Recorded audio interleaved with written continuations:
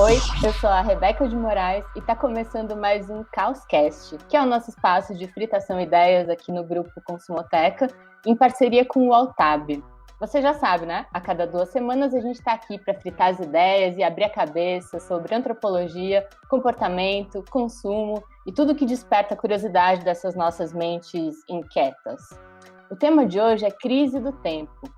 Essa sensação de que a gente não tem tempo para nada, ao mesmo tempo que a gente faz cada vez mais coisa, cada vez mais rápido. A pandemia deu uma bagunçada nessa relação com o tempo, mas essa aceleração vem de antes dela já, e é sobre isso que a gente vai debater no episódio de hoje. Você também termina o dia morta ou morto de cansaço, sente que não fez nada, porque afinal ficou faltando um monte de coisa da sua lista, e quando vai contar para alguém, na verdade, fala um monte de coisas que passaram pelo seu dia e ainda assim parece que faltou. Enfim, é muito confuso. Se você se sente assim, você sabe do que a gente vai falar aqui hoje. Eu falei a gente porque vocês sabem, né? Não estou aqui sozinha. Eu conto com a ajuda desse time incrível de caóticos. Marina Roale, que é a head de pesquisas do Grupo Consumoteca. Tiago Faria, que sabe tudo e mais um pouco de imagem, de pesquisa e de borbulhas. E hoje a gente conta com uma participação inédita de Mônica Lewandowski, que é a head de comunicação do Grupo Consumoteca. Seja bem-vinda, Mônica. E, Mônica, me conta, durante a pandemia, você já chegou a ficar naquela dúvida, assim, se alguma coisa aconteceu há 2 anos ou há 2 meses? Nossa, o tempo todo. Eu preciso realmente parar e pensar para, tipo, que mês a gente tá agora? Eu acho que ali em junho e julho já é confuso, né? A gente fica, que mês é esse? Mas agora na pandemia eu preciso sempre parar e pensar, tipo, tá, que dia é hoje, que mês nós estamos? Essa coisa aconteceu ontem, aconteceu semana passada, aconteceu 3 meses atrás. Eu tô muito, muito perdida no tempo, assim, preciso realmente fazer um esforço. Todos muito perdidos. Marina, você também compartilha dessa ideia, essa angústia aí, de não sabemos quando as coisas aconteceram e ainda assim não tem tempo para nada? Nossa, total. Eu acho que é a história da pandemia. A gente pega um projeto que a gente fez há um ano, eu não sei se ele foi um ano, se ele foi há 2 meses. A percepção do que é recente, assim, não sei se vocês sentem isso, mudou muito. E não só do que é recente, mas ontem eu me dei conta do o que cabe dentro de uma hora, o que cabe dentro de 20 minutos, assim, que está muito borrado. A minha irmã comentou comigo ontem que quando a gente estava na escola, o tempo que a gente tinha naquele recreio, que acho que era padrão, imagino, em todas as escolas, era 20 minutos. E eu não aceitei, porque cabia muita vida dentro de 20 minutos num recreio para mim. E é assim, o que aconteceu de lá para cá, sabe? 20 minutos é o tempo que a gente entrou no call, tá esperando todo mundo chegar para começar, sabe? Então é tudo muito borrado. Era muito pega-pega, esconde-esconde dentro de 20 minutos, né? Era muita história, romances aconteciam em 20 minutos no recreio da minha escola, então não sei o que aconteceu.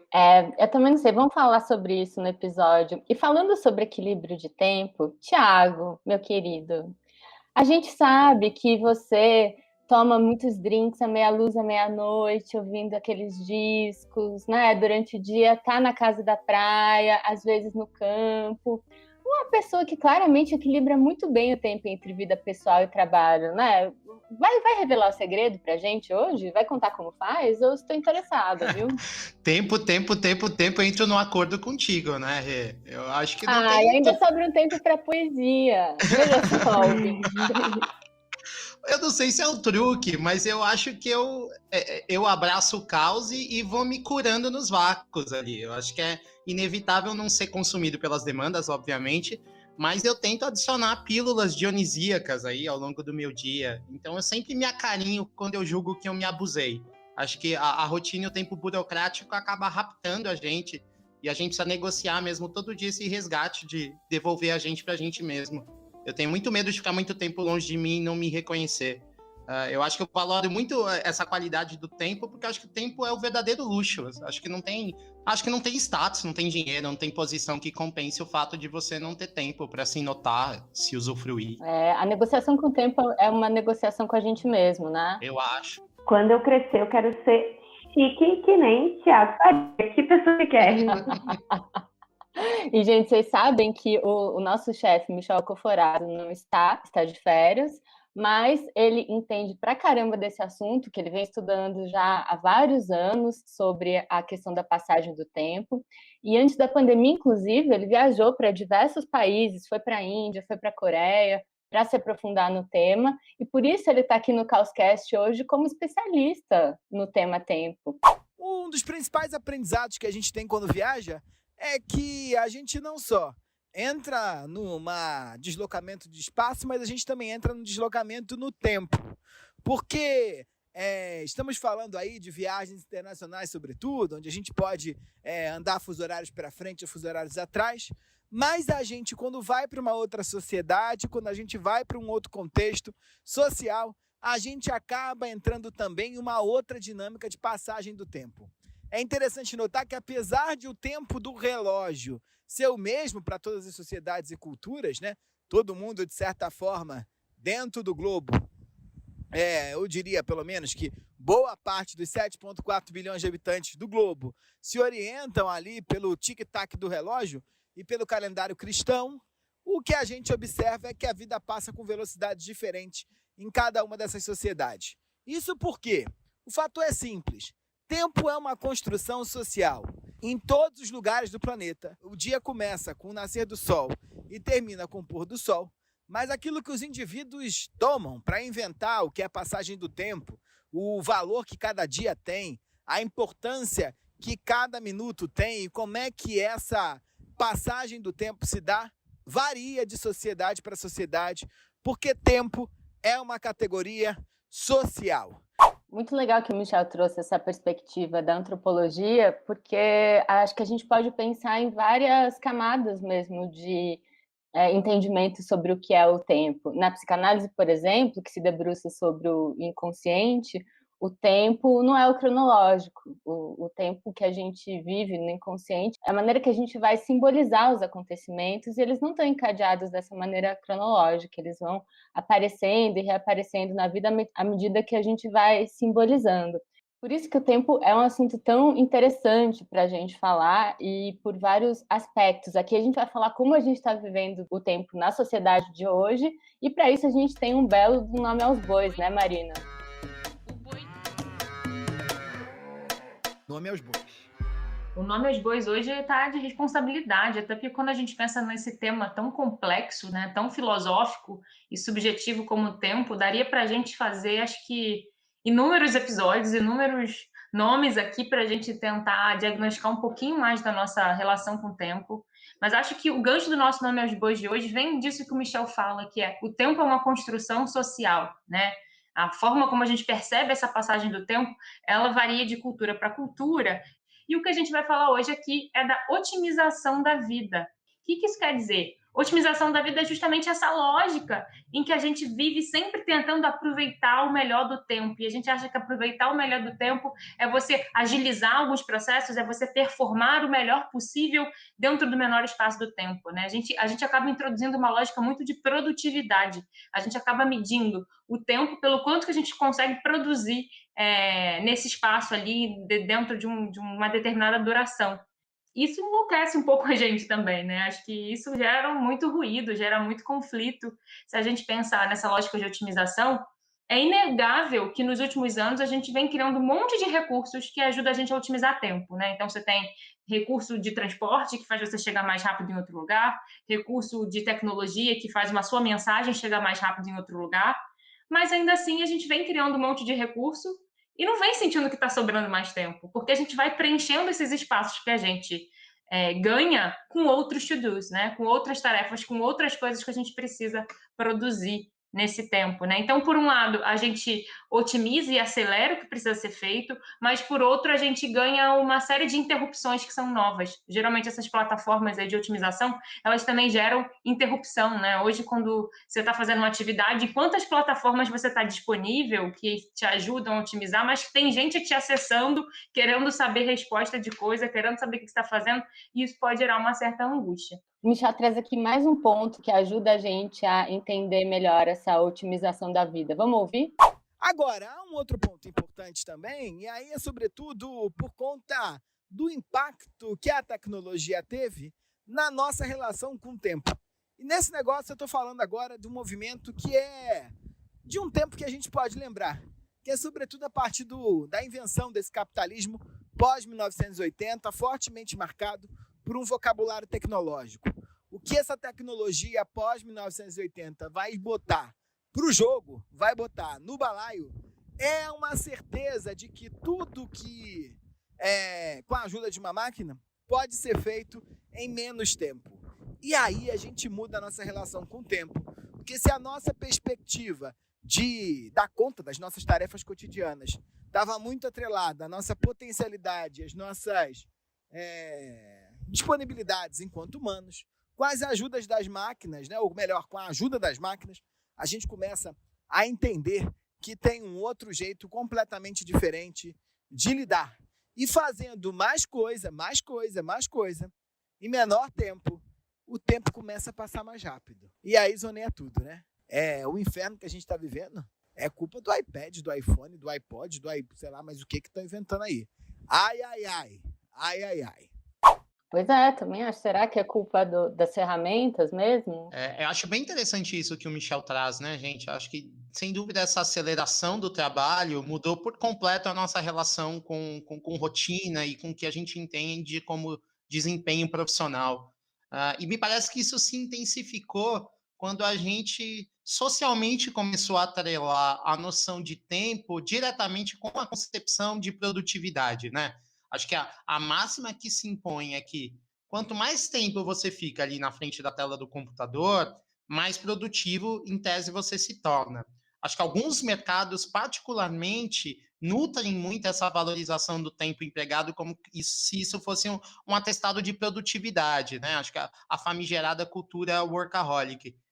O que não necessariamente é verdade, já sabemos, né? O que a gente se depara cada vez mais é com pessoas que trabalham muito, mas trabalham mal, no sentido de performarem à base de um sofrimento psíquico, que é obviamente contraproducente, né? É só a gente ver a quantidade de pessoas estressadas, com problemas de ansiedade, para perceber que acho que a gente pegou uma rota equivocada, que a gente vai ter que dar uma meia volta aí. De acordo com a International Stress Management Association, o Brasil é o segundo país com maior número de pessoas afetadas pela síndrome de burnout, que é caracterizada justamente pelo alto nível de estresse desencadeado pela pressão percebida no trabalho. Então, a gente se esforça tanto a ser produtivo e forjar modelos de eficiência que a gente acaba se prejudicando e de uma forma paradoxal, a gente acaba se tornando menos o quê? Menos produtivo, né? Isso vem sendo fomentado por uma lógica, obviamente, capitalista, como o Michel falava, de mercado, que quer que a gente trabalhe mais no menor tempo possível para que esses custos humanos sejam diminuídos para a empresa, né? Preciso de menos gente para executar mais tarefas. Mas o que a gente tem notado é que essa mentalidade é falha, ao passo que ela desgasta o principal recurso das corporações, que é justamente as pessoas, né? A gente passou a atribuir um juízo de valor, né, a ideia de otimização e essa ideia de produtividade, né? Então, se você não está otimizando o tempo como se deve, ou se você não está sendo produtivo como se deve, você é um mau profissional, né? Eu acho que tem um juízo de valor aí que também torna tudo muito complicado. E eu acho que, além do trabalho, a gente também consegue ver essa lógica da otimização em várias outras áreas, assim, do que a gente vive. E acho que uma delas é até em produtos, assim, que a gente vê que eles são vendidos com essa promessa de um prazo de obtenção de resultados. Então, tem, sei lá, o chá que ele promete resultados para te emagrecer em uma semana, um creme que vai restaurar o seu cabelo em 15 dias, ou, sei lá, uma entrega que, tipo, em até um dia na sua casa, um delivery que vai chegar em 15 minutos a comida. Assim. Então, esses produtos que têm essa promessa clara de entrega, esses dias eu estava conversando com a Marina até, e ela me disse que em pesquisas aqui no grupo a gente consegue ver que esses produtos que têm o prazo de obtenção dos resultados, eles têm uma adesão maior nos consumidores. E tem uma questão que eu acho muito emblemática sobre isso, que é de uma autora, a Dia Tolentino, que ela fala como a gente está otimizando até esses processos de padrão de beleza ideal. Então, a gente nem precisa mais perder o tempo ali de manhã passando um rímel, porque eu posso fazer um alongamento de cílios e os meus cílios já estão... Eu acordo de manhã, eles já estão prontos, alongados, lindos e esticados. Ou eu não preciso mais fazer um passar um batom, um lápis para aumentar a minha boca, eu já faço ali um preenchimento e todos os dias já acordo pronta, linda, direto no padrão de beleza. Assim. Pois é, Mônica, sabe que daí eu fico me perguntando assim, e curtir o processo? Não tá incluído, né? A gente corta o processo simplesmente porque ele é um processo, ou será que. Porque eu entendo que a tecnologia venha para ajudar nesse caso, né? Um processo que de repente você não está afim de fazer. Mas e os processos que que você gosta? Se aquele momento é importante para você, né? Eu achei interessante isso que você traz, né, Rê? Que é a matança do rito, né? Tem muito rito que faz sentido pra gente, né? Que é gostoso, que é prazeroso. Mas acho que outro grande exemplo do que a gente traz aí como esse processo compulsório de otimização de tempo é a indústria do coaching, né? Tem muitos deles que prometem soluções de problemas em um prazo muito curto, coisa que nenhuma outra categoria profissional faria. Obviamente que sempre que a gente fala aqui de coach, tem muito joio e trigo nesse mercado, né? Tem muito profissional sério, mas tem outros tantos que irresponsavelmente apenas absorvem a rapidez do resultado como uma demanda mercadológica, sem mais elaborações éticas e científicas, né? Mas fazendo o contraponto com profissionais como psicanalistas, psicólogos, psiquiatras, eles não te dão um prazo de resolução, né? É um acompanhamento que tem um prazo indefinido, porque ele depende dos seus padrões pessoais de resposta. Mas tem coach que promete trazer a solução do seu problema em um mês, garante devolver o dinheiro de volta caso não veja o resultado no período. E acho que esse discurso acaba colando justamente porque a gente tem pressa. A gente quer ver resultado, ter tudo pronto, organizar a vida no menor tempo possível. Como se começar algo sem saber exatamente quando vai terminar, ou com prazo de execução muito indefinido, fosse muito angustiante para a gente. E como se não fosse suficiente venderem promessas e produtos que faz a gente acelerar ainda mais a vida, a gente entra numa lógica de otimização, inclusive do nosso tempo livre, né? Até a série da Netflix dá para acelerar, o podcast virou um check para dar, o áudio que um amigo manda no WhatsApp pode ser ouvido acelerado. Ou seja, tem tanta coisa produzida e sendo lançada, tanta opção, que a gente fica perdido e querendo dar check em tudo. Mas parece que a gente está perdendo a biologia do gozo, né? A gente está aproveitando, a gente está absorvendo, a gente está refletindo sobre o que a gente está consumindo. Acho que são algumas indagações fundamentais da gente se fazer nesses tempos estranhos de tanta aceleração. Meu medo é a gente perder o gozo. Ouvinte, estaria você ouvindo este podcast agora em 1.5? Eu pensei isso, imagina a galera que está ouvindo a gente no Voltem, acelerado. voltem. E eu não julgo, tá? Porque eu faço isso também. Mas acho que a questão não é nem não poder acelerar as coisas, né? Mas acho que é perder o fio, acho que, do gozo aí, como diz o Thiago, né? Você se perder de si mesmo, porque você tá sempre ali numa roda de hamster, atrás de tudo que estão colocando para você fazer, né? Eu acho que é muito interessante essa nossa cobrança com o aproveitamento do tempo, né? De não só no trabalho, mas isso vai para toda a nossa vida pessoal, de todos os livros que você queria ler, os filmes que você queria ver, aquilo que você queria ler só porque é legal te despertar algo, uma poesia, aquilo que você queria ler porque você acha que vai te ajudar na sua profissão, os amigos que você queria encontrar e você fica para marcar um café que nunca chega, tudo isso vai criando ali um grande checklist, né? Acho que até essa coisa do rito aí que vocês falam, na hora que a Rebeca falou, eu pensei, o skincare é uma coisa que eu ainda curto ali o processo, mas só que quando eu faço skincare, eu não tô só no skincare. Geralmente eu tô com o skincare no rosto, vendo uma série, eu tô curtindo o processo, mas eu tô otimizando o tempo para fazer alguma coisa.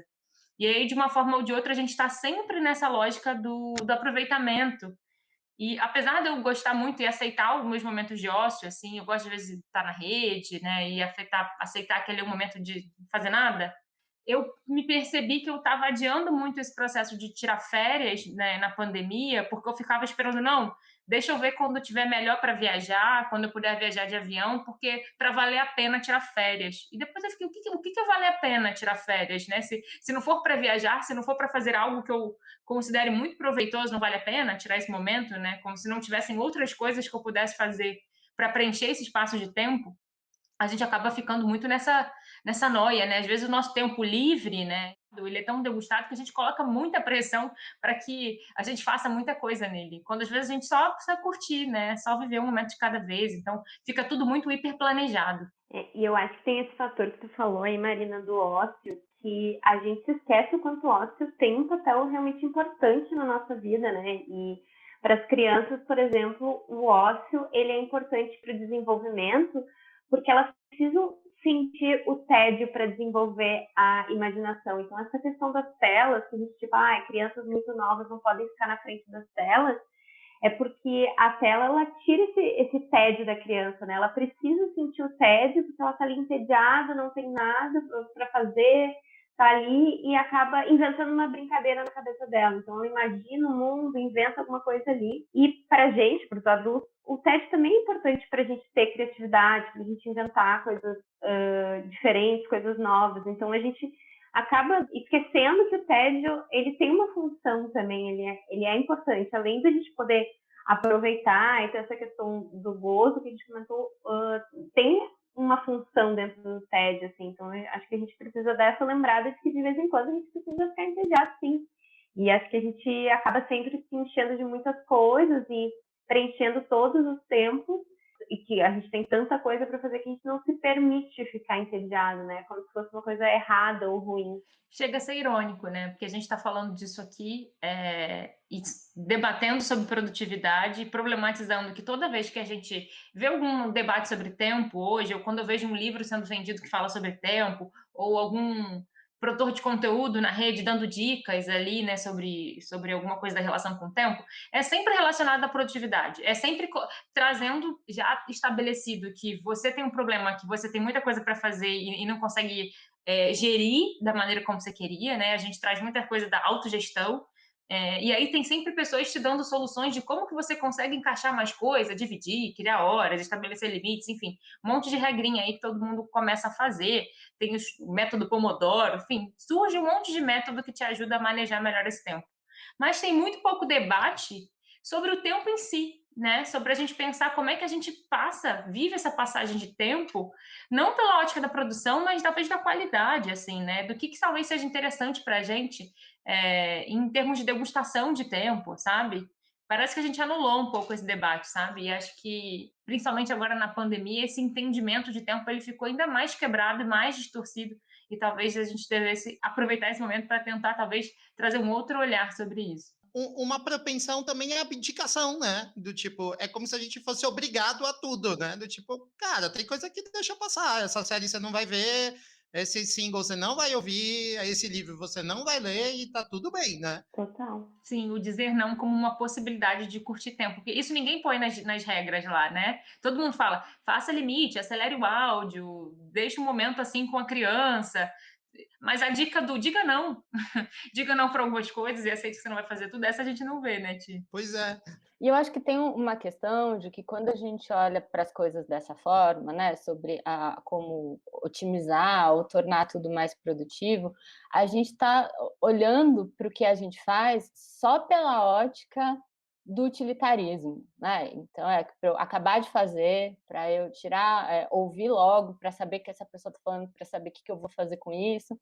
Mas as coisas têm outras camadas. Às vezes você não vai ser o mais rápido a desempenhar tal tarefa, porque no meio da tarefa você vai fazer coisas que te interessam, ou você vai fazer de uma forma que faz sentido para você, ou se você não vai acelerar o áudio, porque você vai ouvir de que forma que a pessoa falou aquilo, porque a gente sabe, né, que a mensagem não é só o que é dito, né, é como é dito. Enfim, eu acho que a gente perde aí outras camadas e outras possibilidades de viver as coisas em prol desse utilitarismo que eu fico pensando, a quem interessa, né?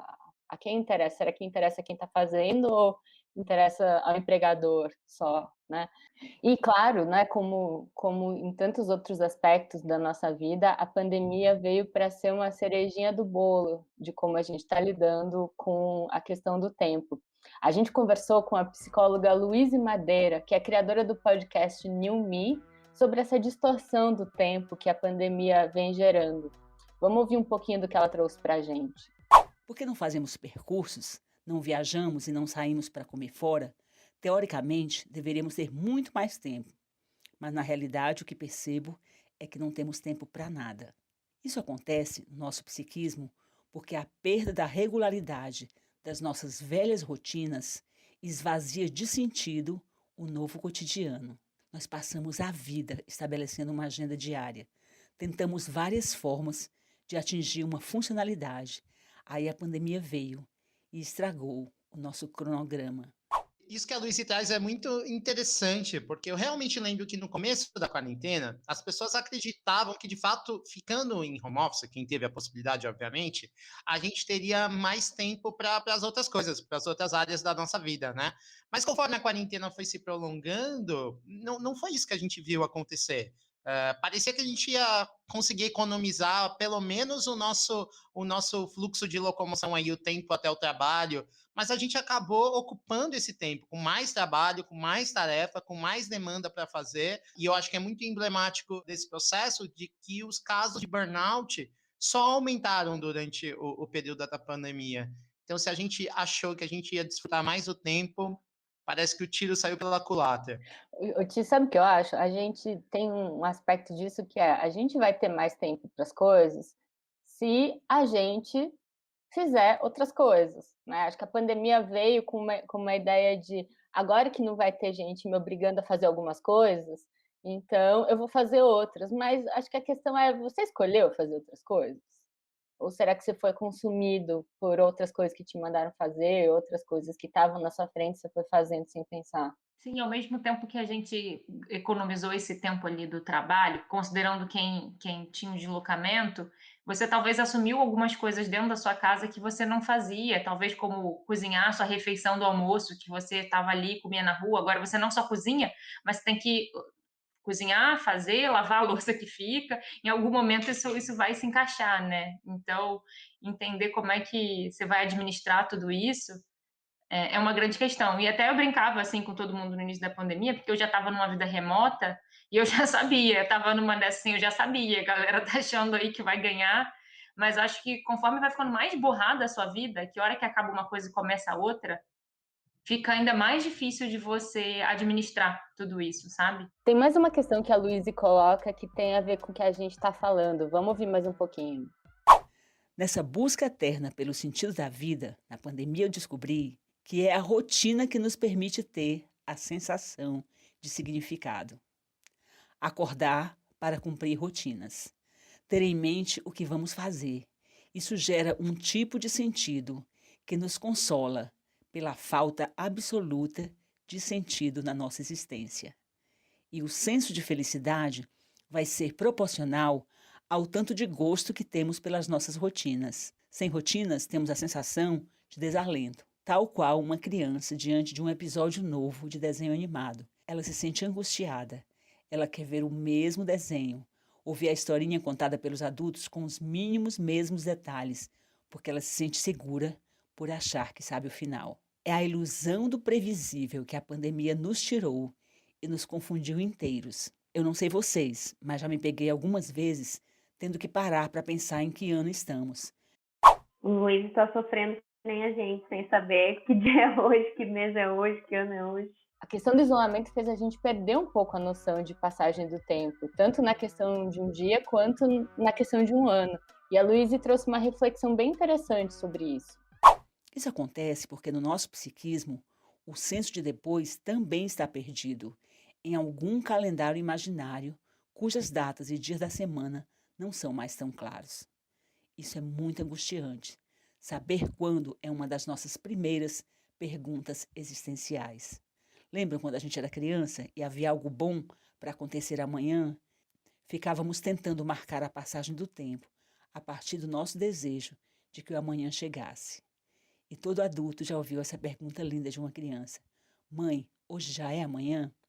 O clássico das viagens de carro, né, gente? Tá chegando? Já chegou? Falta muito? Vai chegar? Não, e eu acho que esse ponto da Luísa, para mim, fala muita coisa, assim, sobre essa sensação que a gente tem de angústia de não fazer planos, né? De não conseguir planejar, de tipo, ai, será que eu vou poder fazer uma viagem, mas eu não sei se vai ser daqui 2 meses, 3 meses. Eu acho que agora com a chegada e o aumento da vacinação, a gente até está começando a fazer alguns planos, mas mesmo assim a gente não sabe exatamente como as coisas vão ficar depois da pandemia, se a gente vai poder voltar a uma vida um pouco mais parecida ao que era antes, assim, acho que a gente fica nessa incerteza do futuro e eu acho que também tem uma outra questão que é isso da gente só conseguir fazer as coisas com a hora marcada, né? Eu tenho um momento que é quando eu paro de trabalhar, que normalmente eu fico meio desnorteada, assim, eu fico tipo, cara, não sei se eu faço janta, se eu vou ver uma série, se eu vou ler, se eu vou limpar a casa, eu fico tipo, que nem uma barata tonta ali por alguns minutos, e muitas vezes eu acabo meio que só ficando no celular, olhando redes sociais, porque eu me dá essa sensação de desnorteio, assim, do que eu vou fazer. Eu não sei se tem a ver com essa perda de espontaneidade que a gente teve com a pandemia, porque a gente não pode mais fazer aquelas coisas que a gente fazia de, tipo, mandar uma mensagem para um amigo, tipo, putz, vamos sair, vamos se encontrar hoje, vamos fazer alguma coisa hoje. Acho que a gente perdeu muito a nossa espontaneidade do dia a dia com essas limitações da pandemia. E não sei se é uma coisa que vai ficar ou se depois a gente recupera, vai voltar atrás. Acho que são questões aí que a gente só vai saber vivendo mesmo. Bom, depois da gente falar tanto sobre a questão da otimização da vida, agora é a hora da gente pensar aí no insight que a gente pode tirar disso tudo. É o nosso quadro Dica de Ouro, que hoje é Thiago Faria que vem com uma dica de ouro. Diga, Thiago, qual é a nossa dica? Acho que uma das nossas maiores necessidades de hoje é ter tempo, por isso investir em experiências de desligamento pode ser uma boa alternativa aí para o futuro e que rende negócios, inclusive. Já tem lugar onde o tempo não existe. A ilha de Somar, na Noruega, é o primeiro lugar do mundo que aboliu o uso do relógio e de uma vida pautada por esses ponteiros. Então, acho que vale muito a pena a gente ficar de olho, porque tem uma demanda aí nos próximos anos que pode surgir dentro do segmento de turismo, hotéis, resorts, que ofereçam essa experiência semelhante, um lugar onde você vai para passar um fim de semana sem relógio e abdicar da sua concepção e da sua relação com o tempo. Gente, se eu fosse para esse lugar, eu claramente ia almoçar às 10 da manhã, comer a sobremesa logo antes de jantar, para não dizer tomar um drinkzinho umas 11, assim, antes da barreira psicológica do meio-dia. Por total, beber antes das 10 sem ser julgado. Bom, a gente está quase indo embora, mas é claro que a gente não abandona o ouvinte sem deixar as nossas indicações no Joga na Roda.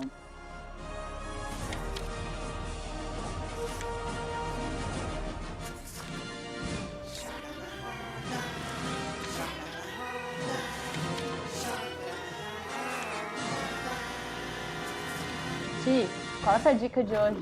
Eu resolvi indicar a autobiografia de uma mulher que se tornou quase a própria encarnação do tempo desse país na sua melhor versão, que é a gigantesca Fernanda Montenegro.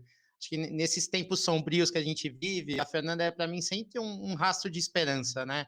Um país que tem Fernanda Montenegro é um país que tem jeito, que tem como dar certo. Então, a autobiografia dela é o prólogo, ato, epílogo, memórias. Ela, junto com a Marta Goss, faz um relato de uma vida interessantíssima, significante, política, amorosa, reverente à arte. É uma delícia de ler e dá para a gente uma esperança danada de constituir uma vida de bons tempos vividos. A Fernanda cita em várias entrevistas um trecho lindo, que é o final de um espetáculo que ela lê a Simone de Beauvoir, e que ela tem dito que é a síntese da trajetória dela, que tem essa relação com o tempo. Que ela diz que o que eu sempre quis foi comunicar da maneira mais direta o sabor da minha vida. Eu acho que eu consegui. Não desejei nem desejo nada mais do que viver sem tempos mortos. E eu acho que eu desconfio que é por aí mesmo. Que lindo. Mônica, e você? O que trouxe pra gente na sua estreia? A minha dica de hoje é o filme A Chegada. Ele é um filme que fala de extraterrestres, que eu particularmente sou muito fã desse tipo de filme, mas esse filme ele tem uma outra camada, porque ele fala muito sobre a linguagem e a relação do tempo com a linguagem. Assim, eu acho que é para ser um filme de ET, mas ele tem uma poesia ali, uma questão sobre como a gente lida com o tempo e como os acontecimentos se desenvolvem ao longo do tempo, assim, e é um filme que eu acho maravilhoso. Sou muito fã, já vi mais de uma vez, e a Amy Adams é uma das protagonistas, e indico muito. Olha só, precisou um Caoscast para a gente saber que a Mônica é a pessoa do filme GT. Né? Muito bom. Marina, e você? O que tem aí? Olha, já fomos aqui de Fernanda Montenegro aos ETs. Eu vou trazer o meu clássico documentário Netflix, que é um documentário brasileiro que está disponível lá, que é bem bacana, que é Quanto Tempo o Tempo Tem. E eles trazem um pouco dessas discussões mais filosóficas, assim, que a gente falou do início, né, sobre como que a gente, quanto indivíduo, percebe essa passagem do tempo. Então, eles vão resgatando, eles vão trazendo, né, situações que a gente vive, vão conversando com alguns pensadores, eles têm alguns pensadores franceses ali que participam do documentário, e eles resgatam grandes nomes da filosofia, que são os primeiros nomes a debater tempo. Então, tem Santo Agostinho, Paul Ricoeur é um nome que fala muito de tempo também, para a gente debater, porque a gente filosofa muito sobre o tempo, assim, mas tem uma frase ali do documentário que me marca: a gente filosofa, tem um monte de teoria, mas no fundo, tanto o passado quanto o futuro é uma invenção filosófica nossa, né? Na real, tudo que existe é o presente. Então a gente só consegue lidar com o presente, mas o que a gente tem de teoria de passado e de futuro está por aí, né? Porque é a coisa que o humano inventa. A gente é o único animal que fala de passado e de futuro, nas outras espécies só existe agora. Então acho que é legal para dar essa chacoalhada aí. Ficou faltando só eu, né? Queria falar sobre, na verdade, é uma dica meio curiosidade, é sobre uma instalação, que é uma videoinstalação, na verdade, que eu não sei se vocês tiveram oportunidade de ver, que se chama The Clock, que é de um artista suíço, acho que ele é suíço-americano, ele se chama Christian Marclay, e é um vídeo de 24 horas de duração, que é feito é uma super edição de milhares de cenas do cinema que fazem referência ao horário do dia. E ele vai, enfim, na edição ele vai encadeando isso. Teve apresentação em vários museus, e em vários museus fizeram uma apresentação de fato de 24 horas. Então você entrava num determinado horário ali para ver, e você estava vendo referências exatamente àquela hora do dia que você estava vivendo. É um trabalho super interessante desse artista que já vinha explorando a questão do tempo. Para quem quiser, dá para ver. Eu vi essa exposição no Instituto Moreira Salles, em São Paulo, tem uns 2 anos, eu acho, mas sei que está no arquivo deles na internet, e tem entrevistas com o artista, e acho que tem também alguma coisa sobre no YouTube. Vale muito a pena, é um trabalho muito, muito interessante. E agora que a gente já deu as nossas dicas, é a hora de ler o que os ouvintes do Causcast têm a dizer sobre isso que a gente faz aqui a cada 15 dias. O que tem aí, Ti? Oi, Rê. A Flávia Regaço é uma querida, sempre fala da gente aqui no Instagram, e ela diz que tem vontade de comentar todos os episódios, mas que ela falou, seria demais. Ela aprende muito e dá muita risada. Um beijo grande para você, Flávia. Continue junto conosco, espero que continue rindo, inclusive. Tomara, a gente se esforça. Olha, gente, eu vou mandar aqui um abração pro Caio Fabrício, que também me mandou aqui uma DM falando que é super fã do nosso trabalho, assim, ele acompanha nossas pesquisas aqui, não só no podcast, mas ele disse que ele prega a palavra do Causcast e indica a gente para todos os amigos dele. Então, muito obrigada por essa publicidade, Caio. Siga. A gente espera ainda conseguir ganhar muito dinheiro para a gente te pagar por esse público. Manda o boleto. E se você que está nos ouvindo quiser conversar com a gente, por favor, manda sua mensagem. É só seguir a gente no @Grupo Consumoteca e mandar o seu recado pela DM do Instagram. Ah, claro, e se preferir, também pode mandar um e-mail para consumoteca@consumoteca.com.br. E a gente vai ficando por aqui com mais uma edição desse Causcast. Lembrando que esse podcast maravilhoso é uma produção do Grupo Consumoteca com o Altab, comandado por Olivia Fraga e Juliana Carpanês. Esse episódio teve produção de Marina Roale e Mônica Lewandowski, com roteiro por conta de Bruna Capasso e a edição de Wesley Xavier. Um beijo para todos vocês, caóticos, se cuidem, se puderem, fiquem em casa, usem máscara, a pandemia não acabou. E eu me despeço dos meus queridos colegas. Um beijo, Thiago. Beijo, caóticos. Tchau, Marina. Tchau, tchau, gente. Beijos especiais para quem ouviu a gente no modo acelerado hoje. Mônica, volte sempre. Obrigada pelo convite, gente. Estou me sentindo muito chique estar aqui. Um beijo. Um beijo para todos vocês caóticos. Quero ver agora se você tá ouvindo no 1.5. Agora vai ficar tudo estranho porque eu tô tentando falar muito rápido. Mentira. Beijo, tchau para vocês.